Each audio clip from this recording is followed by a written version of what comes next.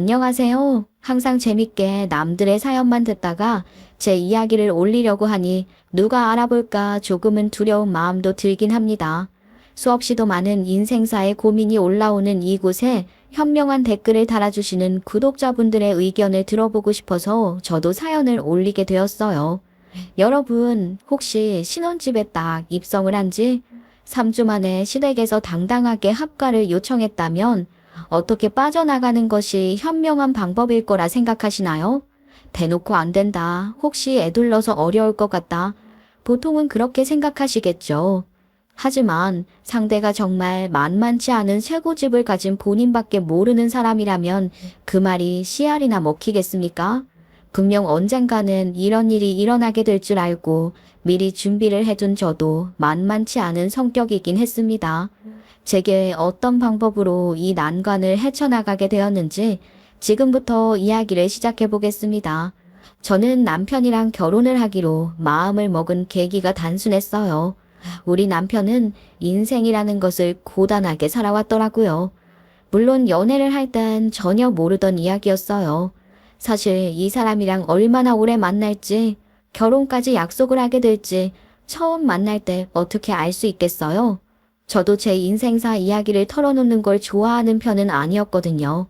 어쩔 땐 그게 약점이 될 수도 있더라고요.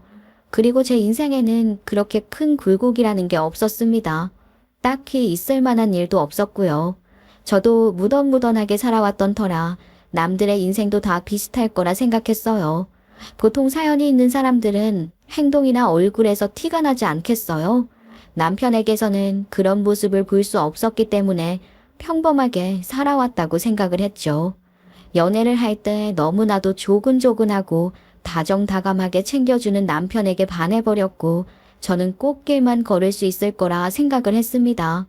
저랑 남편 둘 다 서울에 있는 대학을 나와서 둘 다 꽤 괜찮은 회사에 취직을 해서 다니고 있었거든요. 만나는 시간이 점점 길어질수록 이 사람의 연봉이 대충 그려지고 같이 살게 되면 생활비는 얼마를 써야 하는지 혼자서 계획을 엄청나게 세우게 되었죠. 나름 경력도 착실하게 잘 쌓고 있었기 때문에 승진도 어느 정도는 문제가 없을 거라고 생각했습니다. 우리 남편 성실한 사람이었어요. 어떻게 보면 조금 바보 같은 모습도 있었죠. 맡은 일에 책임을 다하는 성격 때문에 남들이 제대로 해내지 못한 일도 자기가 떠안아서 하려고 하는 문제점이 있었거든요. 물론 상사가 보기에는 너무나도 일을 잘하는 사람이겠지만 주변에서 바라보면 꼭 저렇게까지 무리를 하면서 일을 해야 하나? 라는 생각이 들게 만드는 사람이었습니다. 성실하게 착실한 우리 남편이지만 은근히 소심한 면도 있는 사람이었어요. 남들이 조금 큰 소리를 내거나 질책을 하면 하루 종일 마음에 담아두고 표정에서 버거워하는 게 드러나는 그런 사람이었어요. 기가 센 사람이 기를 확 눌러버리면 바로 깨갱하는 사람인데 그런 모습이 가끔은 좀 답답했죠. 솔직히 말해서 사내로 태어났으면 죽이 되든 밥이 되든 한 번은 들이박아 볼 줄도 알아야 한다고 생각을 했거든요. 남편에게는 그런 남자다움이 없이 조금 여성스러운 면이 보이는 구석이 있었어요. 그래서 저한테는 무척이나 다정하게 잘 해주었지만 가끔 한 발 뒤에서 바라보면 답답하기 그지 없었죠. 저는 약간 대장부 같은 스타일이었거든요. 부당한 일을 참지 못했고 누가 저에게 해코지를 한다고 하면 2배로 돌려주어야 속이 시원해지는 사람이었습니다. 저랑은 완전히 반대인 남편이랑 연애를 하는 동안 웃긴 일도 많이 있었는데 한 번은 이런 일이 있었어요. 저희 둘 다 금요일 저녁에 회사 일을 마치고 밥을 먹었어요. 이대로 헤어지기엔 시간이 조금 이른 것 같아서 영화나 한 편 보고 헤어지자 했었죠. 그런데 영화까지 보고 나왔는데 11시가 조금 안 됐더라고요. 그래서 술이나 한잔 할까 싶어서 술집 주변을 돌아다니고 있었는데 금요일 저녁이라 그런지 좋아 보이는 곳은 이미 만석이더라고요. 그 주변을 배회하고 있다가 술이 취한 사람들 무리가 지나가면서 일부러 제 어깨를 확 치고 지나가는 겁니다. 공간이 있었음에도 불구하고 일부러 제 어깨를 확 치고 가는데 열이 안 받을 사람이 어디 있겠어요? 제가 순간 뒤를 돌아서 째려보려고 하는데 그 무리가 먼저 선수를 치더라고요. 아줌마 뭐야? 뭔데 억다를 치고 난리야? 아줌마 당장 사과 안 해? 어? 치고 뭐 어깨 쳐놓고 째려보면 다야? 아, 사과하라고? 실체에서 어디서 시비를 걸고 있어? 아, 누가 아줌마라고? 그리고 어깨는 그쪽이 먼저 쳐놓고 왜 저한테 뭐라고 그러세요? 사과는 그쪽이 해야죠. 일촉즉발의 상황까지 가고 있는데 갑자기 뒤에서 가만히 있던 남편이 나오더니만 죄송합니다 하고 사과를 하는 거예요. 저는 이해가 가질 않았어요. 만약에 제가 먼저 실수를 한 것이라면 사과를 했을 텐데 왜 피해를 본 사람이 사과를 해야 하는지 몰랐죠. 여기 보시는 분들은 남편이 현명하네, 여자가 너무 쌈딱이면 곤란해 하실 수도 있겠지만 정말 전혀 제가 잘못한 상황이 아니었어요. 물론 저도 알죠. 술 취한 사람을 건드리면 안 된다는 건 알았지만 그 사람들이 고주망태도 아니었고 그냥 지들 보기에 만만한 여자들에게 일부러 시비를 걸고 다니는 것 같아 보였거든요. 남편은 계속해서 죄송합니다, 그냥 가세요 하고 말을 하는데 제가 기가 막혀서 헛웃음만 치고 있었어요. 솔직히 말을 하면 그게 좀 찌질해 보였습니다. 막말로 같이 싸워줘도 되는 건데 남편이 그냥 그 사람들에게 쫄아서 할 말을 못하는 것처럼 보였거든요. 뭐 하는 거야? 저 사람들이 일부러 내 옆으로 와서 어깨 치고 가는 거 봤으면서 지금 사과를 왜 해? 술 취한 사람들이랑 싸워서 뭐 할 거야? 서로 괜히 피곤해지는 거지. 저희가 실수했습니다. 먼저 지나가세요. 참나. 그래. 남자 새끼가 찌질하게 사과만 하는데 쌀 흥무도 떨어진다. 앞으로는 눈깔 잘 달고 다니쇼. 뭐가 어쩌고 어째? 지금 말 다 했어? 아니, 남자가 저렇게 나오는데 싸워서 뭐해. 제대로 한 번 덤벼보든가 그럼. 자기 여자가 욕먹고 있는데도 사과만 하고 있는데 아이고, 빨리 헤어지쇼. 그렇게 말을 하는데도 남편이 형님들 얼른 지나가세요 하고 있는 거예요. 딱 봐도 저희보다 어려 보이는 남자애들이었는데 형님들 하면서 구부정하게 그러고 있는 게 진짜 나 부끄러웠어요. 주변에 술집이 많았으니까 큰 소란에 구경하는 사람들도 있었는데 제가 구경거리가 된 느낌이었거든요. 답답할만 하지 않겠어요? 그런데 매번 이런 식인 겁니다. 남자가 말이죠. 자기 여자가 억울한 일을 당했으면 같이 화를 내줘야 하는 거 아니에요? 맨날 저한테 참아야 한다고 참는 게 복이라고 말을 하는데 참다가 병이 생길 것 같은 느낌이었어요. 하지만 이런 남편이랑 제가 결혼을 하기로 마음을 먹었다고 하니 또 신기하실지도 모르겠네요. 그래도 그런 답답함 말고는 장점이 더 큰 사람이었어요. 안정이 되어 있는 직장과 성실하게 모든 일에 임하는 태도, 그리고 자상한 내면이 있었기 때문에 단점보다 장점이 많은 사람이라고 생각을 했던 거죠. 사실 그런 사람 어디 가서 찾기 쉽지 않거든요. 만나다 보면 단점만 수두룩하게 보이지 하루하루 이런 장점도 있네? 하고 생각하게 만드는 사람이 많진 않았어요. 제가 지금까지 연애를 해본 결과로는 그랬죠. 물론 답답할 때가 종종 있기야 했지만 단점 하나 없는 사람이 어디 있겠습니까? 말도 안 되게 분노 조절 장애가 있다던가 노름을 좋아한다던가 그런 단점보다야 답답한 게 100배 나은 법이죠. 그리고 제가 본 장점이 꽤 훌륭했고요. 그래서 결혼까지 마음을 먹게 된 것이었는데 서로 알아오고 연애를 한 시간이 있었으니 나이가 들매 따라 당연히 결혼까지 생각하고 있을 줄 알았거든요. 제가 결혼에 대해 슬쩍 운을 띄우니까 전혀 예상을 하지 못했다는 얼굴로 머리를 긁적이는 겁니다. 저는 그런 모습에 아주 조금 서운했어요. 저만 깊은 관계로 생각을 했던 건가 싶고 이 사람은 막상 저랑 먼 미래까지는 내다보지 않았었던 거구나 하는 마음이 드니까 좀 그렇더라고요. 제가 너무 김칫국을 마셨나 싶어서 얼굴이 조금 벌겋게 달아오르기도 했어요. 제가 민망해하는 걸 아니까 남편이 손사래를 치면서 오해하지 말라고 하면서 아주 뜻밖의 이야기를 꺼냈습니다. 아니야, 자기랑 결혼을 하기 싫다거나 그런 건 절대 아니고 내가 아직 자기한테 말을 하지 못한 게 있어서 그래. 사실 조금 늦긴 했지만 내가 할 말이 있어. 무슨 할 말? 뭔데 그렇게 진지하게 이야기를 하려고 각을 잡아. 혹시 당신 뭐 불치병이라도 있고 그런 거 아니지? 그런 건 아니고 사실 나한테 막둥이 동생이 하나 있어. 근데 그 동생이 말이야 배다른 형제야. 그게 무슨 소리야? 별다른 형제라니. 그러면 뭐 사생아라는 그런 이야기를 하는 거야? 저는 정말 깜짝 놀랐습니다. 남편에게 그런 가정사가 있을 거라고는 생각도 못 했거든요. 배다른 형제가 있다는 것에 조금 충격을 받았죠. 이게 무슨 콩가루 집안 같은 이야기를 하는 건가 싶었어요. 그러면 제가 모셔야 할 시어머니가 둘이 있는 건가? 지금은 누구랑 살고 있는 거지? 정말 무한한 상상의 나라를 펼치게 되더라고요. 저는 정말 처음 듣는 소리에 멘탈이 살짝 털리기 일보 직전이었어요. 남편이 독립적으로 살고 있는 사람이긴 했거든요.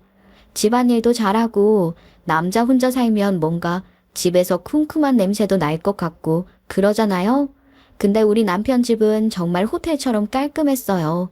그래서 시어머니께서 관리를 좀 해주시나 싶었는데 이런 속사정이 있을 거라고는 전혀 생각을 하지 못했죠. 혼자 살기 시작한 지도 꽤 됐고 또 집안을 말끔하게 정리를 하게 된 것도 전부 새어머니인 시어머니 때문이라는 것이었습니다. 나랑 막둥이랑 나이 차이가 많이 나. 우리 부모님이 이혼하고 재혼을 하신 거라. 새어머니께서 내가 17살 때 동생을 낳았거든. 나랑은 16 차이가 나는 셈이지. 그래서 막둥이가 어지른 거 하나하나 내가 다 치우고 하느라 정리벽 같은 것도 생긴 거고. 그런 이야기를 듣는데 마음 한구석이 또 짠하더라고요. 사실 사람들에게는 편견이라는 게 존재하는 법 아니겠어요? 새엄마라고 하면 계모들부터 떠올리게 되잖아요. 요즘에도 그런 사건, 사고가 많은데 예전에는 더 심했으면 심했지 덜 하진 않았을 거라는 생각을 하기도 했고요. 또 동생이랑 나이 차이가 많이 난다고 하니까 차별 같은 것도 심하게 당하진 않았을까 하는 생각을 하게 되더라고요. 우리 남편이 35살이었는데 막둥이가 19살이라고 하니까 까마득하게 어려 보이긴 했어요. 나이 차이가 심하게 나니까 우리 남편이 고생했구나 싶은 생각이 절로 들더라고요. 그렇잖아요. 우리 남편 17살 때 생긴 신생아 동생이면 우리 남편이 딱 사춘기 그 즈음 아니겠어요? 남자 나이 중고등학생 시절이 질풍노도의 시기잖아요. 그때 출산을 했으면 온 가족이 신생에게 맞춰졌겠지. 우리 남편이 뭘 하던지 간에 그걸 신경이나 썼겠냐 이 말입니다. 공부를 하는지 마는지 신경도 안 썼겠죠. 거기다가 자기 배로 낳은 자식이 있는데 남의 자식이 눈에나 들어왔겠어요? 그런 생각부터 딱 드는데 우리 남편이 왜 소심한 성격을 가지게 되었는지 절로 이해가 갔어요. 또 새어머니가 성격이 드센 사람이었다면 우리 남편이 기센 사람만 봐도 바짝 기에 눌려서 깨갱하는 모습이 이해가 가기도 했고요. 어릴 때 한번 겪은 트라우마들은 쉽게 사라지지 않는 법이잖아요. 그런 이야기를 듣고 있으니까 남편의 인생사가 이해가 가기도 하고 그쯤 되니 궁금하기도 하더라고요. 친어머니는 어디서 뭘 하는지요? 혹시 병마와 싸우다가 돌아가시게 되었는지 아니면 이혼을 하게 된 건지. 근데 제가 그 분위기에서 쉽게 물어볼 수 있는 건 아니긴 했어요. 그래서 그냥 궁금하다 생각만 하고 있었는데 남편이 먼저 말을 해주더라고요. 사실 친모는 살아있긴 한데 어디서 뭘 하는지 모른다고요. 저는 그것도 충격적이었죠. 아니, 어떻게 어머니인데 행동을 몰라? 그리고 친어머니도 그렇다. 자식 있는데 어디서 뭘 하는지 말도 안 해준단 말이야? 자식한테? 우리 아버지랑 이혼을 한 이유도 그런 것에서 온 거야. 걸핏하면 어디 간다. 쪽지만 남겨놓고 사라지고 짧게는 3, 4일, 길게는 한 달도 사라지는데 우리 아버지가 도무지 견딜 수가 없다고 이혼하자고 강력하게 나와서 이혼을 하게 된 거지. 이게 무슨 뚱딴지 같은 소리인가 싶었어요. 걸핏하면 사라지는데 길게는 한 달까지도 사라진다니. 자식이 있는 엄마로서의 행동이라고는 상상할 수 없지 않겠어요. 그렇다고 어디 바람이 난 것도 아닌 것 같다는데 남편이 더 이상은 말을 하지 않더라고요. 딱 눈치가 이런 이야기를 하고 싶지 않아 하는 것 같았어요. 어떻게 보면 본인의 치부이기도 한 가정사니까 남들에게 털어놓기 쉽지 않기도 하겠죠. 그래서 저도 더 이상은 물어봐야 서로에게 상처만 남길지도 모른다는 생각에 입을 꾹 다물었어요. 나중에 뭐 때가 되면 남편이 지나간 이야기 하나 둘씩 풀어놓지 않을까. 그런 건 천천히 알아도 되는 과거라고 생각했습니다. 솔직히 이혼을 하면 보통 양육권이라는 게 엄마 쪽으로 가기 마련인데 시아버지가 남편을 맡아서 키운 걸 보면 친모한테 단단히 문제가 있었을 거라는 건 누구나 예상을 할 수 있는 일이기도 하잖아요. 그래서 더 캐묻지 않았죠. 우리 가족이랑도 크게 상관이 있는 일은 아니라고 생각했고요. 친모랑 연락을 자주 하는 것도 아니고 연락이 닿아도 그냥 살아있는지 안부 정도만 물어보고 만나는 일도 없다고 하더라고요. 마지막으로 얼굴을 본 게 5년 전이라고 하니 말 다 한 거죠. 그렇게 저희는 결혼을 약속했습니다. 두 사람이 잘 맞았으니까 앞으로도 잘 발맞춰서 살면 된다고 생각을 했죠. 그러면 그 다음 수순으로 당연히 양가에 인사를 드리러 가야 하지 않겠습니까? 저희 집에서는 제가 언제 결혼을 하나 목 빠지게 기다리고 계셨는데 결혼할 사람 데리고 온다고 하니까 두 팔 걷어붙이시고 부모님께서 손수 상다리 부러지게 음식을 차려두셨더라고요. 우리 남편 맛있다고 엄청나게 먹어대는데 우리 부모님 밥심이 제일 중요한 거라고 그렇게 이뻐해 주시더라고요. 그 뒤에 시댁에 인사를 드리러 가게 됐는데 솔직히 긴장이 어찌나 되던지요. 게다가 낳아준 엄마가 아니라 키워준 엄마라고 생각을 하니까 더 걱정이 되었어요. 딱 인사를 드리러 갔는데 저를 보고 제일 처음 한 말이 뭔지 아세요? 저는 정말 황당했잖아요. 그래서 새아가는 혹시 종도를 믿나? 어디 종도를 믿고 있는지 물어봐도 되나? 첫 질문치고는 정말 신선했습니다. 보통은 이름, 나이, 출신 학교, 직장 이런 걸 물어볼 텐데 저한테 궁금한 게 종교 하나였던 건지 갑자기 그런 걸 물어보시더라고요. 근데 저도 머리가 뱅뱅 돌더라니까요. 제가 무교거든요. 무교라고 했다가 본인들이 다니는 교회나 성당절 같은 곳에 같이 가자고 하면 어떡하지? 하는 생각이 들었어요. 근데 또 남편이랑 일요일에도 종종 아침부터 만나서 데이트하고 했던 걸 생각하면 종교 강요는 없을 것 같기도 하고 솔직하게 말을 해도 되나 싶었죠. 또랑또랑한 얼굴로 제 입만 보고 계시더라고요. 아, 저는 종교를 따로 두고 있지는 않아서요. 전 무교입니다. 그래, 무교야? 그러면 혹시 종교를 믿고 의지 않는 사람들에 대해서는 어떻게 생각하나? 글쎄요, 종교가 의지가 된다면야 좋은 일 아닐까요? 저는 무교라서 깊게는 생각해 본 적이 없긴 합니다. 근데 그게 큰 의미가 있을까요? 그렇지. 믿는 사람들이야 믿으면 되고, 아닌 사람들이야 아니면 되는 거지. 그걸 가지고 알고 하는 게 이상한 거긴 하지. 그지? 네, 그럼요. 저한테 이거 믿어라 저거 믿어라 강요만 안 한다면 저와는 상관이 없는 이야기긴 하죠. 그러니까 강요만 안 하면 어떤 정도든지 간에 상관없다 이 말인가? 그렇게 계속 종교 이야기를 하시는데 순간 사이비 종교를 믿으시나 하는 생각이 드는 겁니다. 순간 제가 잘못 걸린 건가 싶었죠. 그래서 어느 종교를 믿으시냐고 조심스럽게 물어보았더니 평범하게 그냥 동네 성당 다니고 있다고 하시더라고요. 순간 왜 안도감이 드는 건지 모를 일이었습니다. 저에게 딱히 종교를 강요할 생각도 없고 본인들이랑 잘 맞는지 아닌지만 알아보고 싶다고 하셨는데 이런 질문이 처음으로 나올지는 몰라서 좀 그랬어요.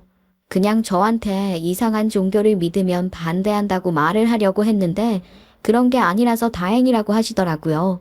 사실 저희 친정엄마가 점 보러 다니시는 걸 엄청나게 좋아하셨었는데 그걸 굳이 이 자리에서 말을 할 필요는 없다고 생각했어요. 그러면서 쓰잘데기 없는 이야기들을 하시는데 제가 제일 궁금했던 건 남편의 동생, 그러니까 막둥이였거든요. 근데 아무리 봐도 막둥이가 안 보이더라고요. 그런데 그 막둥이 동생이 하나 있다고 들었는데 혹시 어디 갔길래 안 보이는 거예요? 아, 우리 아들 지금 학교에 있지. 이제 곧 올 시간이 다 되긴 했는데 19살이라 고3이라서 늦게 끝나거든. 그래서 저는 공부를 무척이나 성실하게 하는 학생인 줄 알았어요.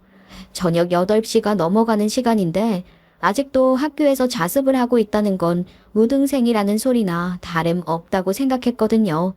그렇게 한 20분 정도 더 이야기를 나누고 있는데 현관문이 벌컥 열리더니 쾅 닫히더라고요.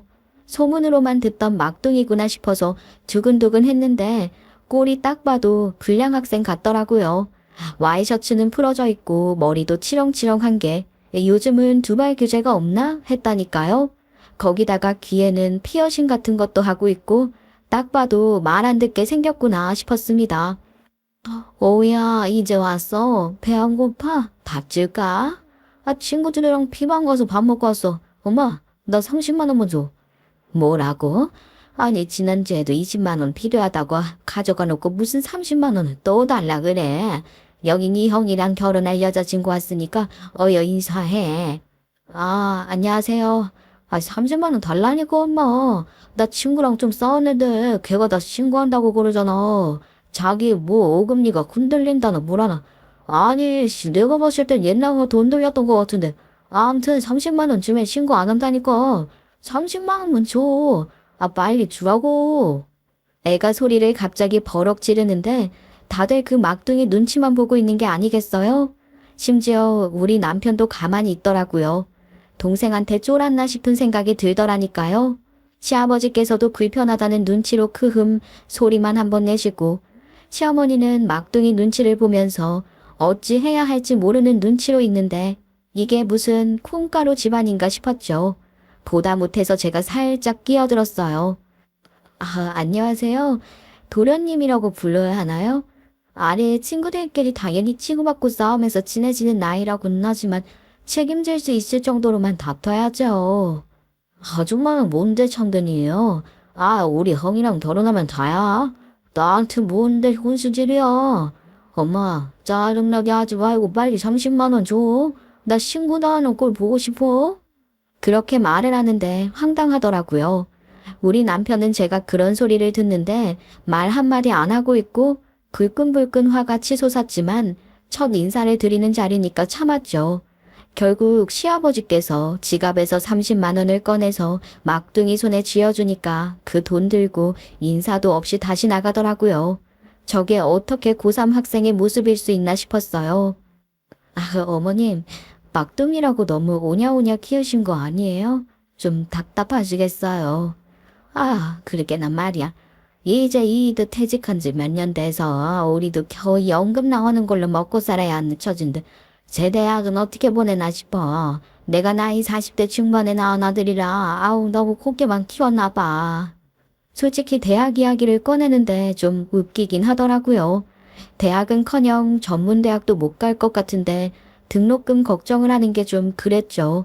근데 시어머니께서 갑자기 제 손을 딱 잡으시더니 말도 안 되는 어퍼컷을 딱 날리시더라고요. 그래서 내가 생각을 해봤는데 말이야. 너희 쥐더 번듯한 회사 다니고 있으니 얼마나 다행이니. 나는 솔직히 너희가 애를 낳는다고 해도 손주는 절대 못 봐줄 것 같거든. 나도 이제 늙어서 힘에 부친다 이 말이야. 막둥이 키우는 걸로도 등골이 휘어 죽겠는데 무슨 손주를 봐주고 그러겠니? 요즘은 징크라고 그러더만 애 안 낳고도 잘 먹고 잘 산다고 하더라. 너희도 말이야 괜히 등골 휘지 말고 아이 낳지 말고 둘이서만 살아. 응? 네? 저희는 그래도 아이 둘은 낳아서 키우고 싶은걸요? 이미 이랑 이야기도 끝냈고요. 아이를 둘이나 키우겠다고? 아이고 요즘 물가가 얼마나 올랐는데 생각 없이 그런 이야기를 하고 그래. 그러지 말고 그래도 있으면 우리 막둥이를 위해서 써라. 당장 내년에 대학 등록금부터 좀 부탁을 하자. 막둥이 대학 등록금을 왜 저희한테 자꾸 그러세요? 어머님, 자녀 계획은 저희 두 사람이 알아서 할게요. 네, 낳아서 뭘 한다고 고생만 하지. 내가 해봐서 잘한다니까. 그렇게 말을 하는데 어이가 없더라고요. 첫 인사에 아주 인상을 개판으로 쌓고 말았죠. 애매한 분위기에 더 이상 있으면 안 되겠다 싶어서 인사를 드리고 나왔는데 제가 시댁을 나와서 곰곰이 생각을 하고 있으니 남편이 좀 불안했나 봐요. 이래서 우리 집에 대해서 이야기를 하는 게 싫었었어. 이해만 해준다면 결혼을 한 이후부터는 우리 집이랑은 담쌓고 인연을 끊고 살고 싶은데 어떨 것 같아? 꼭 인연을 이어야 할까? 그렇게 말을 하는데 저야 땡큐 아니겠어요? 콩가루 지방 같은 시댁과 담을 쌓고 지낼 수만 있다면 이 결혼에 대해 고민을 할 필요가 전혀 없었죠. 하지만 남편이 워낙 우유부단한 성격이라 걱정이 되긴 했죠. 제가 의심의 눈초리를 보내니까 이참에 인연 딱 끊고 새 출발을 하고 싶다고 진지하게 말을 하더라고요. 자기가 그동안 많이 힘들었었다고요. 그래서 한번 믿어보기로 했습니다. 그렇게 결혼을 준비하게 되었어요. 시작하는 그 한 발이 어렵지 막상 내딛고 나니까 결혼 준비가 척척 이루어지더라고요. 사실 저희 부부는 결혼식이야말로 진정한 축제라고 생각했기 때문에 저희 성향에 맞춰서 하나하나 발품을 팔아서 준비를 하기로 했어요. 시간에 쫓길 필요 없이 천천히 준비를 꼼꼼하게 하자 싶었죠. 그래서 준비 기간도 나름 길게 잡았습니다. 그런데 시어머니께서 예상치도 못하게 딴지를 거시더라고요. 아니 그걸 뭐 일일이 준비를 하는 바보들이 어딨어? 요즘은 웨딩 플래너만 잘 만나면 결혼 준비 3개월이면 하더라. 하나부터 열까지 다 맞춰주는데 웨딩 플래너 하나 구하는 게 낫지. 내가 잘 아는 사람이 있는데 한번 만나서 견적 좀 뽑아 봐봐. 아니요. 저희는 괜히 스스로 내면서 그렇게 하는 것보단 저희끼리 알아보고 준비하는 게 좋을 것 같아서요. 애둘러서 거절을 했더니만 시간만 낭비하는 짓이라고 바득바득 우겨가면서 그 웨딩 플래너를 한 번만 만나보라고 시키는 겁니다. 딱 한 번이라도 시어머니가 시키는 대로 했다가는 처음부터 끝까지 끌려가게 될 느낌이 들어서 죽어도 싫다고 했어요. 원래 처음 한 번이 어려운 거지 두 번째는 쉬운 거잖아요. 끝까지 싫다고 거절을 했는데 시어머니께서 저에게 만나자고 하시더라고요. 카페에서 보자고 하시길래 자리에 나갔는데 저랑 상의도 없이 웨딩 플래너를 딱 데리고 나오신 겁니다. 이 사람이 진짜 베테랑이라니까 믿고 딱 한 번만 맡겨봐봐. 내가 절대로 후회 안 하게 해줄게. 어떻게 거절을 해야 할지 모르겠어서 잠시 화장실에 다녀온다고 했죠. 이대로 가방을 들고 튀어야겠다고 마음을 먹었는데 휴대폰을 자리에 두고 온 겁니다. 휴대폰만 슬쩍 들고 전화 받는 척하고 도망을 쳐야겠다 싶어서 슬금슬금 자리로 갔는데 시어머니랑 웨딩 플래너랑 제가 뒤에 온지도 모르고 신나서 이야기를 하시는 게 아니겠어요? 그러니까 내가 반절은 좀 그렇고 30%는 떼주겠다니까. 싸게 해주겠다고 그랬다며. 지들도 알아본 게 있을 텐데 내가 너무 뻥튀기를 하면 들켜요. 아유 그래도 내가 물어온 계약건인데 30%는 좀 치사한 거 아니야? 반절은 떼줘야지. 요즘 일로 없어서 죽을 맛이라며. 반이나 먹는 게 다행인 거 아니야? 얘네 돈 많아. 그냥 조금 더 뻥튀기 해서 불러. 나도 이참에 비상금 좀 챙겨놔야지. 그러니까 웨딩 플래너를 만나라고 난리를 치셨던 게 한마디로 돈을 뜯어내려고 했던 것이었어요. 지인이라던 웨딩 플래너랑 짜고 저희에게서 수수료를 받아 챙기려고 했던 속셈이었던 거죠. 정말 해도 해도 너무한다 싶더라니까요. 그 자리에서 바로 어머님 하고 불렀고 놀라서 소리를 꽥 지르신 시어머니께서는 민망해서 어쩔 줄 몰라 하시더라고요. 저는 더욱 더 당당해질 수 있었죠. 이런 식으로 돈을 뜯어내려 하실 줄 몰랐다고 이만 가보겠다고 하니까 붙잡지도 못하시더라고요. 그 뒤로 웨딩 플래너 이야기는 쏙 들어가게 되었죠. 이런 부당한 일을 겪을 땐 바로바로 질러줘야 한다니까요. 남편이었으면 그 속셈을 다 알았어도 답답하게 웨딩 플래너에게 붙잡혔을 겁니다. 당연히 남편에게 있었던 일을 이야기해주니까 예상 밖의 반응을 보이더라고요. 저는 그냥 엄마가 한번 해달라는데 해달라는 대로 해주지 라는 반응이 나올 줄 알았는데 씩씩거리는 게 아니겠어요. 결혼만 하면 인연을 끊어버릴 거라고 그렇게 이야기를 하더니만 정말 약속을 지킬 모양인지 화를 내더라고요. 진짜 해도 해도 너무하다는 생각이 든다. 나 말이야 취직하고 나서 매달 돈 뜯겼어. 새어머니한테 매달 키워준 값을 드렸다고. 그게 무슨 소리야? 키워준 값이라니. 내가 친자식이 아니잖아. 그동안 집에서 먹고 자고 한 값은 돌려줘야 하는 거 아니냐고. 나 그래서 취직하고 나서 매달 100만 원씩 생활비 드렸어. 내가 독립을 한 다음에도. 정말 황당했죠. 아무리 친자식이 아니라고 해도 자식에게 키워준 값을 내놓으라는 게 무슨 소리냐고요. 그렇다고 어릴 때부터 키운 것도 아니고 우리 남편 중학교 2학년 때부터 같이 살았다고 하던데 우리 남편이 26살에 독립을 했으니 끽해봐야 10년, 11년이었어요. 점점 시댁 식구들이 이상하게 보이기 시작했고 이 사람들이랑 인연을 이어가 봐야 좋을 게 하나도 없다는 생각을 하게 되었어요. 그렇게 저는 그 이후에 시댁에서 부당한 요구를 해올까봐 연락을 점점 피하게 되었고 시댁에서도 제가 피하는 걸 느낀 건지 연락을 자주 하진 않으셨죠. 그렇게 저희 부부 결혼을 준비하기 위해서 결혼식장까지 전부 예약을 마치고 준비할 거 다 하고 나니까 큰 문제가 하나 남았더라고요. 바로 집이었어요. 신혼집을 구해야 하지 않겠어요? 반반 결혼을 할 것이냐, 조금 더 여유가 있는 사람이 준비를 해올 것이냐 고민이 많았었죠. 남편은 아무래도 취업을 하자마자 매달 100만 원씩 시댁에 돈을 주고 있었으니 모아온 돈이 그렇게까지 많지는 않았어요. 그러니 제가 조금 더 부담을 해야 하는 쪽으로 기울고 있었는데 불사 제가 임신을 하게 된 것입니다.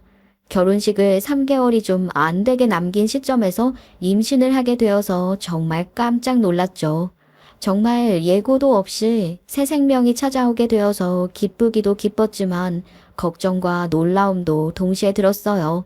당장 결혼식 날 입을 웨딩드레스 가봉도 새로 해야 할 것 같았고 무리를 해서도 안 될 것 같았기 때문이었습니다. 양가에 당연히 알려야 되는 소식이기에 알렸더니 저희 친정에서는 너무너무 잘 됐다고 처음부터 축복이 찾아오게 되었다고 앞으로도 잘 먹고 잘 살 수 있을 거라면서 축하를 해주셨고 시댁은 당연히 반응이 구렸어요.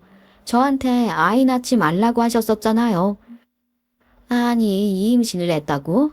결혼식 얼마 안 남겨놓고 속도 위반을 하고 그러네. 애를 벌써 가지면 우리 막둥이는 어떻게 하니?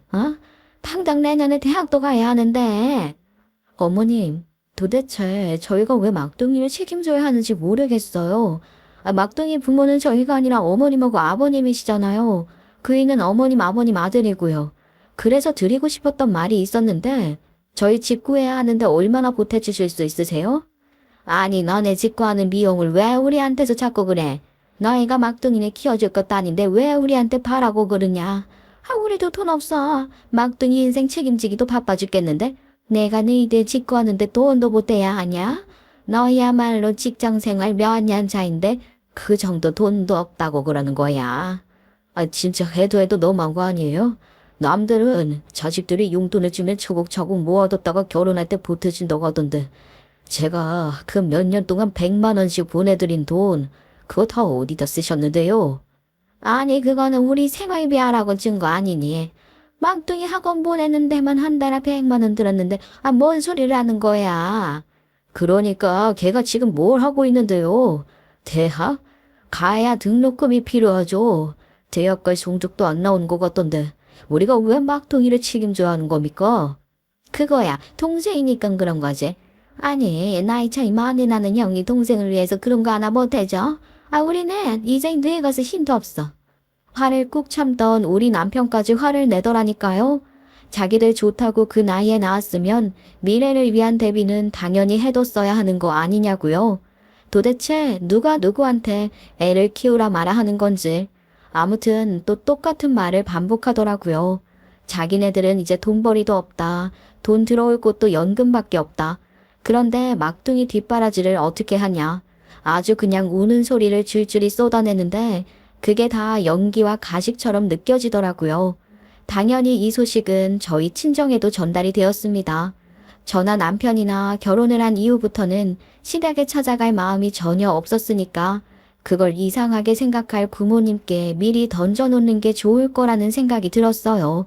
하필 또 이런 일이 생겼으니까 이 일을 계기로 서운해서 찾아뵙지 않기로 했다 하고 말을 하는 게 아다리도 잘 맞을 것 같았고요. 아니나 다를까 막둥이 이야기를 하면서 더 이상은 시댁과 인연을 이어가기 싫다. 신혼집에 대한 도움도 일절 안 받겠다고 하니 저희 부모님 노발대발 하셨죠. 아니 손주를 가졌다고 말을 했더니 애를 왜 낳냐고 막둥이나 챙기라고 했다고? 이거 완전히 미친 집안 아니냐? 완전히 썩을 놈들이네. 어디 감히 내 딸한테 그런 말을 하고 그래. 그 말에 우리 남편이 바로 저희 부모님 앞에서 무릎을 꿇었습니다. 화는 시댁 인간들에게 났는데 남편이 왜 무릎을 꿇는 건가 어리둥절했죠. 근데 우리 남편이 쏟아내듯이 말을 하더라고요. 장모님, 장인어른, 제가 못 믿어오실지도 모르겠습니다. 하지만 저 이번에는 정말 결심했습니다. 그동안 가족이라는 것 때문에 끊어내지 못했었던 인연 끊어내겠습니다. 하지만 또 혼주석을 비워놓고 결혼을 할 자신이 없었어요. 결혼식에 오지 말라고 해도 어떻게든 오실 분들인 걸 알기에 결혼식 날까지만 조용히 넘어가고 축의금만 정산하고 나면 이 질긴 인연 단박에 잘라버리겠습니다. 그때까지만 기다려주시면 제가 꼭 실망시키지 않겠습니다. 저희 부모님께서는 남편의 진심이 섞인 그 말을 듣고 딱 한 번만 사위가 하자는 대로 믿어보겠다고 하셨어요. 그러면서 남편의 말대로 시댁에서는 아무런 도움도 받지 말라고 하시더라고요. 뭔가 받아가면 그 몇 배의 것을 내놓으라고 할지 모르는 인간들 같다면서요. 그 말에는 저희도 동의를 했어요. 신혼집을 구하는데 돈을 조금 지원받으면 분명히 막둥이의 뒤치다꺼리를 저희에게 맡길 거라는 걸 알았기 때문에 애초에 아무것도 받지 말자 했죠. 그러니까 또 신혼집을 구하는 게 막막해지긴 하더라고요. 그러면 우리 빨리 대출부터 알아봐야겠는데? 예금융권에서 나올 수 있는 돈이 한정적이라 이게 될지 모르겠네. 애가 태어나면 빌라는 좀 힘들 것 같은데. 집? 예, 그거 우리가 해주마. 손주도 태어나고 우리 딸이 결혼한다는데 내가 전셋집 하나 해줄 수 있지. 임신하고 출산하고 나면 친정 가까운 데 살아야 하는 거 알지? 이 동네가 그 돈 좋은 불편해도 공기 좋고 조용하고 살만한 동네잖아. 집값이 그렇게 비싼 것도 아니고. 남편 회사랑은 거리가 조금 있긴 했지만 그래도 집을 해주시겠다고 하는데 당연히 감사한 마음으로 받아야 하지 않겠어요. 만약에 시댁에서 그런 식으로 나오지 않았다면 저희 부모님께서도 노후자금 탈탈 털어 전셋집을 해주지 않으셨겠죠.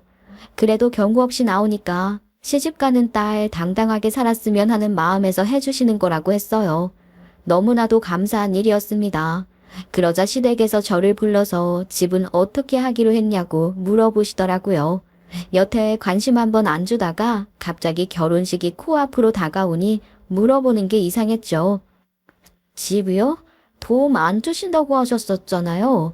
저희 친정에서 도와주시기로 했어요. 임신까지 한 딸을 어떻게 맨몸으로 시집 보내냐고 하시면서 집을 얻어주시기로 했거든요. 친정 가까운 곳으로요. 잘 됐죠, 어머님? 그렇게 대놓고 쏘아붙이듯이 이야기를 했더니 시댁 식구들 전부 입 다물고 있더라고요. 거기서 무슨 할 말이 더 있겠어요? 제가 일부러 세게 말한 것도 있었어요. 저희 친정에서 해주신 집인데 집 했다고만 말을 하면 우리 막둥이 좀 챙겨라 하는 소리 하실까봐 일부러 친정에서 해주신 집이라고 대놓고 말을 한 거죠. 그래야 넘보지 않을 것 같았거든요. 제 예상이 딱 걸어먹힌 겁니다. 입을 딱 다무시더라고요. 저는 오히려 다행이라고 생각했어요. 그렇게 저는 결혼식을 올리게 되었어요. 제가 임신 3개월 차였기 때문에 입덧이 좀 있는 상태였습니다. 결혼식이 워낙 아침부터 시작하는 데다가 빈속으로 진행이 되니까 울렁거림이 미치겠더라고요. 세상에 임신을 한 모든 여성분들에게 존경을 표하게 되었죠. 그냥 작은 새 생명이 뱃속에 자리 잡았을 뿐인데 이렇게까지 몸의 변화가 심하게 일어나게 될 줄은 몰랐거든요. 결혼식 내내 체력이 너무 부족해서 힘들었어요. 패백을 할 때도 저를 몇 번이나 하는데 어지럽더라고요.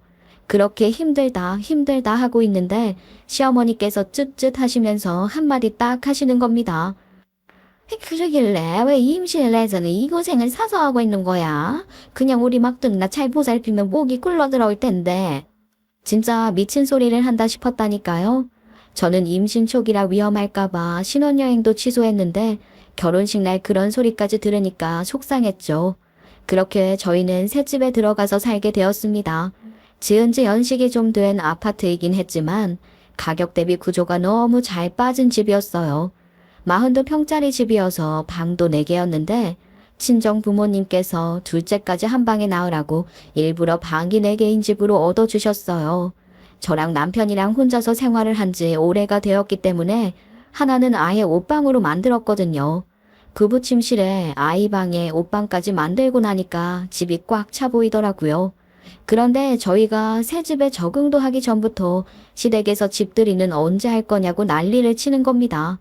우리 남편 연 끊겠다고 하더니만 이러지도 못하고 저러지도 못하고 질질 끌려다니더라고요. 왜냐고요? 시댁 쪽으로 들어온 축의금 전부를 남편에게 주었더라고요. 남편은 그 돈을 쓰지도 못했어요. 축의금 그 돈을 가지고 빌 붙으려고 할까봐 지레 겁을 먹은 거죠. 만약 그 돈을 빌미로 딴소리를 하면 돌려주고 연 끊을 거라면서 전전긍긍하더라고요. 저라면 그냥 돌려주고 끝냈을 것 같긴 했지만요. 아무튼 집들이 타령을 하도 하길래 그래 마지막으로 집 구경은 한번 시켜드리자 싶었습니다. 어차피 친정에서 해준 집이니까 오히려 제가 할 말 다 하고 당당하게 굴 수 있는 자리라고 생각했어요. 친정 부모님 먼저 집들이에 초대하고 결혼식을 올린 지 3주일이 지났을 때 시댁 식구들을 초대해서 집들이를 하게 되었습니다.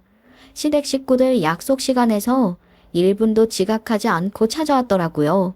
시댁이 30평형대 집이었는데 현관부터 크기가 다르니까 너무 좋다면서 입을 떡 벌리는데 도배를 새로 한 맛을 보는구나 싶었습니다. 예, 집이 좋아도 너무 잘 빠진 거 아니냐? 이런 집에서 거저 살게 되었으니 참 축복이다. 어디 방 구경 좀 해도 되니? 일단 식사부터 먼저 하시는 게 어떻겠어요? 방은 아직 정리가 덜 되어서요. 지저분해요. 그래? 그래도 우리가 어떻게든 치워서 살면 되니까. 그러면 안방은 너희가 쓸 거고 딱 봐도 저쪽은 아기방 같고 우리는 남는 도방 중에 어디 쓰면 되겠니? 네? 그게 무슨 소리셔요? 저희 집에 들어와서 산다니요? 우리가 너무 앞뒤 설명이 없었네. 글쎄, 우리 막주니까 또 사고를 쳤제 뭐야. 오토바이를 타다가 외제차를 들이박았는데 그게 그 무슨 뭐 한장반 자동차라나 뭐라나 수리비만 해도 억소리가 나온다더라. 그래서 우리 집 내놓기로 했다. 안 그러면 우리 막둥이가 깜빵이 간다는데 어떻게 아니? 이제 성인이라 피할 수도 없는데. 그건 어머님 아버님 사정이죠. 막둥이가 사고친 거 수습한다고 왜 저희 집에 들어와 사신다고 그러세요? 저희는 무슨 잘못이 있어서요? 나 지금 무슨 평다르게 하는 것도 아니고 그렇게 말하면 서운하지. 우리가 가족의 연을 맺었는데 니네가 당연히 부모를 책임지고 효도도 해야 하는 거 아니니. 여태 키워준 게 있는데. 그래서 우리는 어느 방을 쓰면 되냐니까. 대충 방 크기를 봐야 짐을 얼마나 들고 올지 결정하지. 그 말을 지금이 타이밍이다 싶으면서 온몸에 소름까지 돋더라고요. 어떻게 이런 일이 벌어질 걸 알았는지 제가 마지막 카드다 생각하고 있었던 것을 꺼내 들었습니다. 그리고 굳게 잠겨있던 방을 가리키며 저 방을 쓰시면 된다고 했죠. 신이 나서 문고리를 확 잡아 연시어머니께서 그대로 오줌을 지린 사람처럼 사색이 되더니만 뒷걸음질을 쳐서 시아버지가 있는 거실로 도망쳤어요. 혼비백산한 시어머니를 보니 그렇게 웃기더라고요. 도대체 그 방에 뭐가 있었길래 시어머니가 그렇게까지 사색이 되었는지 궁금하시죠? 그 방은 제가 미리 장치를 해둔 방이었습니다. 다름 아닌 무슨 점집에 온 것 마냥 신을 모시는 것처럼 불상도 가져다 놓고 조명도 빨간색으로 바꾸고 벽에 동양화풍 병풍에 종부터 시작해서 부적까지 덕지덕지 붙여놓았지요. 무당이 신주단지라도 모신 것 마냥 화려하게 꾸며진 방이었어요. 그걸 보고 놀란 시어머니가 뒷걸음질을 친 것입니다. 왜 방을 그렇게 꾸몄냐고요? 이게 다 무슨 소리냐고요? 그러니까 사건을 제대로 이야기하려면 결혼식을 올리기 한 달 전으로 돌아가야 합니다.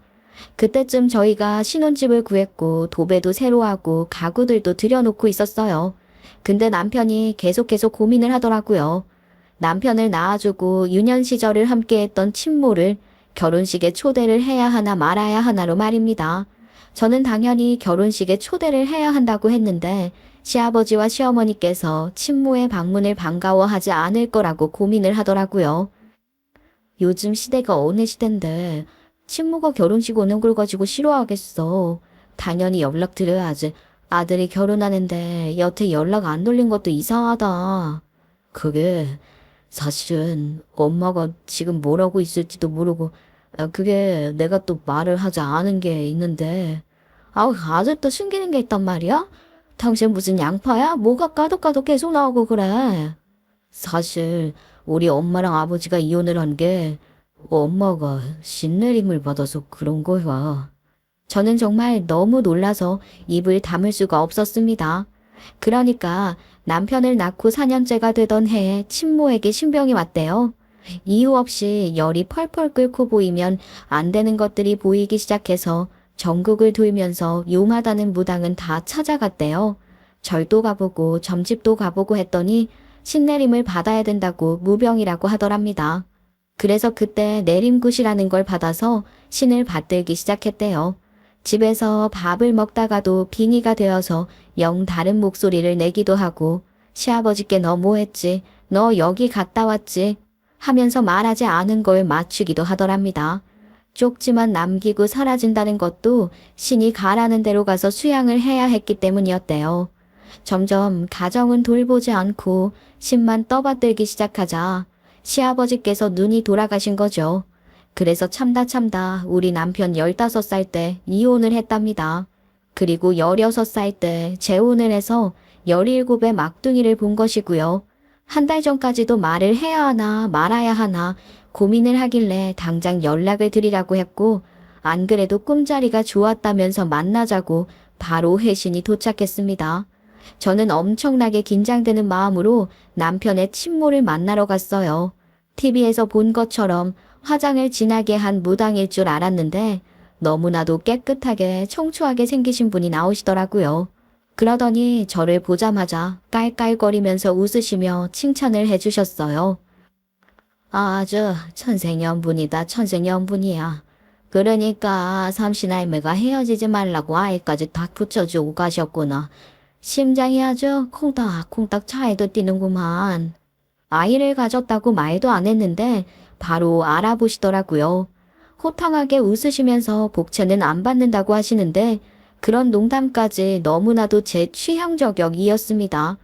제가 어떻게 불러야 할지 몰라서 가만히 있으니 저에게 편안하게 엄마라고 불러도 되고 보살님이라고 불러도 된다고 하시더라고요. 이렇게 허락을 해주셔서 감사합니다.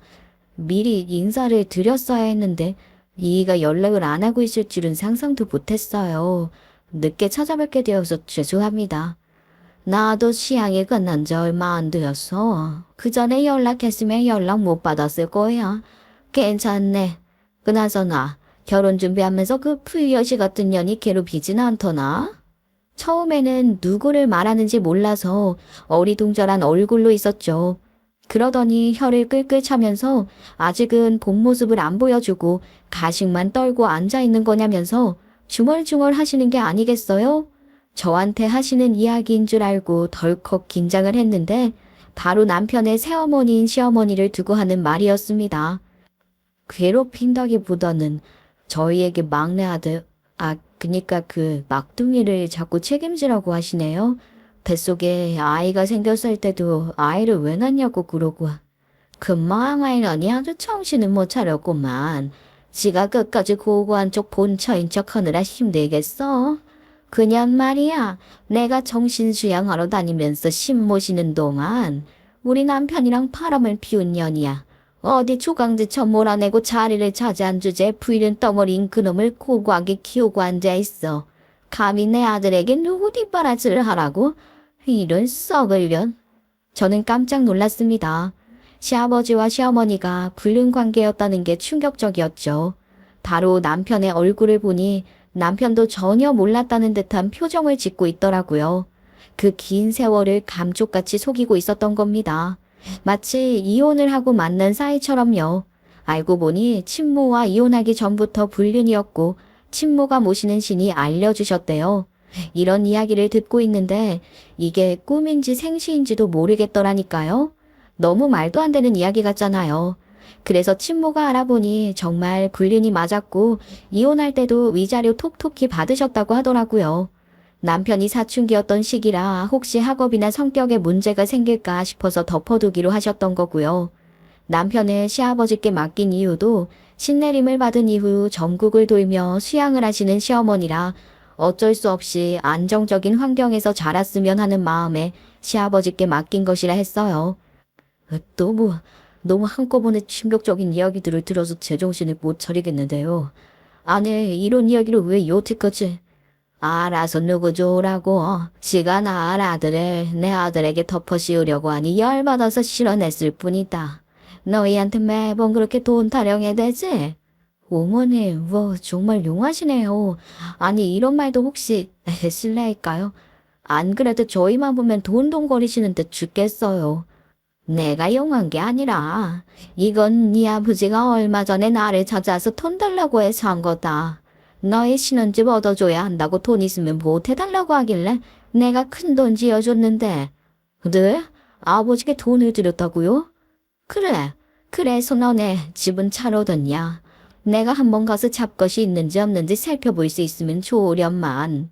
어머님, 아버님께서 돈 없다고 하셔서 신혼집은 저희 친정에서 얻어주셨어요. 어머님이 돈을 주신지도 몰랐는걸요? 뭐라고? 아이, 그러면 이놈들이 너의 핑계를 대고 돈을 가져가서는 지들 배를 불렸단 말이야. 이걸 내가 아주 그냥 그럴 줄 알았어. 표정에서부터 꿍꿍이가 있는 것처럼 굴더라니. 그 집 망나니가 사고를 쳐도 단단히 쳤겠구만. 요즘 조용한 것 같던데. 그 악덕한 팔자가 어디 가만히 있을 리가 없지. 그 놈은 잡기가 많이 씌어서 절대로 사고를 안 치고는 못 빼기는 놈이다. 분명히 말도 안 되는 큰 사고를 쳤을 거야. 시간이 흐르면 흐를수록 큰 액수의 사고를 치게 될 팔자거든 걔가. 그때는 몰랐죠. 그 막둥이가 외제차를 박아서 시댁집까지 팔게 만들 줄이야 누가 알았겠어요. 친모에게서 돈을 받아갔지만 그 돈으로 다 갚을 수가 없으니 집을 줄이겠다 결심을 한 찰나 저희 신혼집에 욕심이 났겠죠. 같이 살면 생활비도 안 들 것 같고 더불어 막둥이 케어까지 덤탱이 씌울 수 있을 거라 생각했을 모양입니다.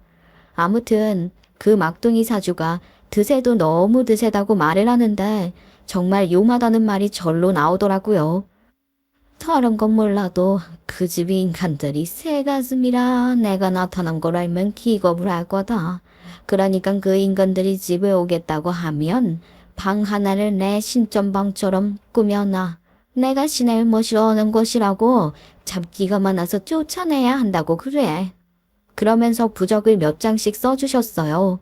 솔직히 새 집에 그런 공간을 꾸며야 한다는 게 내키지는 않았지만 정말 빈대같이 들러붙는 인간들을 쫓아내려면 그게 가장 좋은 방법이라는 생각도 들었습니다. 게다가 불륜으로 만난 사이니 저희가 친모를 만나고 왔다는 걸 알면 부끄러워서 고개도 들지 못할 거란 생각을 했죠. 방을 꾸민 뒤 저희 친정 식구들이랑 먼저 집들이를 했었잖아요. 신방처럼 꾸며진 방을 보고는 저희 친정엄마가 기겁을 하시더라고요. 그래서 제가 설명을 드렸죠. 그 보살님 이름이 무엇이냐? 내가 또 전보로 다니는 데는 이가견이 있지 않니? 무슨 산에 계신 보살님이라고 했었는데. 기억을 더듬어서 말씀을 드리니 엄마가 헉 하시는 겁니다. 예약이 앞으로 2년치가 꽉 차서 예약조차 안 되는 사람이라고. 너무 용해서 갑자기 점 못 봐준다고 해도 다들 수긍하는 사람이라며 나중에 새치기 한번 가능하겠냐고 우리 남편 손 꼭 붙잡고 이야기를 하시더라고요. 아무튼 다시 사건 당일로 돌아와서 거실로 도망치던 시어머니께서는 다리에 힘까지 풀린 건지 주저앉으셨어요. 아니 방꼬라지가 왜 저 모양이야? 누가 왔다 갔길래 저 모양이냐고. 누구긴 누구겠어요. 이 사람 낳아주신 어머님이 왔다 가셨죠. 저희 집안에 잡기가 많아서 방 하나 차려놓으면 대성할 수 있게 급도해 주신다고 하셨거든요. 그리고 생각을 해보니까 이 사람 낳아주신 어머님인데 저희 집에서 가끔 지내시는 것도 나쁘지 않을 것 같아서요. 그럼 아버님하고 어머님은 어디서 지내시는 게 좋으실까요? 옷방밖에 안 남았는데. 아니면 저 방에서 같이 지내셔도 괜찮으시겠어요? 어차피 다 같은 한 가족이었던 사람이잖아요. 그 여자랑 어떻게 같이 살아 무당인데. 무서워서 같이 못 살지. 무서운 게 무당이라서가 아니라 불륜저질한 거 들킬까봐 그런 건 아니시고요. 그렇게 말을 하니 시아버지도 시어머니도 입을 떡 벌리고선 아무 말도 못 하시더라고요. 막둥이 또한 놀란 눈이었어요. 물론 이제 갓 20살 된 아이한테 이런 이야기를 하는 게 너무하다 싶을지 모르겠지만 저라고 언제까지 참을 수는 없는 노릇이잖아요. 아니 우리 아이가 듣고 있는데 그런 말은 너무한 거 아니냐 너? 그리고 키워준 정이 있는데 어떻게 우리를 이런 취급을 할 수가 있어? 너무한 거 아니야? 야, 너도 할 말 있으면 해봐. 키워준 정이 뭔데요? 막둥이가 듣고 있다고 너무한 거 아니냐고요? 그러면 나는 여태 무슨 죄가 있어서 그렇게 구박을 받았는데. 나도 어릴 때 더 어린 막둥이 챙기랴 집 청소하랴 얼마나 고생했는데. 나 군대 가자마자 군대 가서 너무 좋다고 신나했잖아. 이제야 가족 같다고. 나 취업하자마자 매달 100만 원씩 생활비 뜯어갔잖아. 키워준 값 내놓으라고. 근데 여기서 뭐이도 어떻게 내놓으라는 거야. 더 이상 못하니까 우리 앞으로 보지 말고 삽시다. 남편은 서랍 안에 꽁꽁 넣어두었던 축의금이 들어있는 봉투를 내던졌어요. 그거 가지고 나가라고요. 그제서야 시어머니도 시아버지도 남편을 어르고 달래는 척하면서 그렇게 서운했냐고 미안하다고 말을 하는데 그수야 뻔했죠. 본인들 오갈 곳이 없으니까 이제 와서 아쉬운 소리 하는 것이었어요. 하지만 남편은 강경했습니다. 2번 다시 보지 않겠다는 약속 꼭 지킬 거라고 했어요. 저는 남편의 뒤에 서서 든든하게 남편의 어깨를 토닥였습니다. 아우, 내가 요즘이 많았다는 거 인정할게. 그래도 어떻게 부모 자식 간의 연을 이렇게 쉽게 끊니? 우리도 자중하마. 그래, 신혼인데 같이 살자고 한 게 너무했지? 우리가 집 좀 줄여서 알아볼게. 같이 살자고 안 할 테니까 조금만 도와주면 서로 양보하고 살자. 서로 양보를 해요. 여태까진 저희만 양보를 한 것 같은데요. 더 이상은 그렇게 살 마음 없어요. 이 사람도 마찬가지고요. 정말 저희를 위하는 마음이 조금이라도 남아있다면 앞으로는 얼굴 보는 일 없었으면 좋겠어요.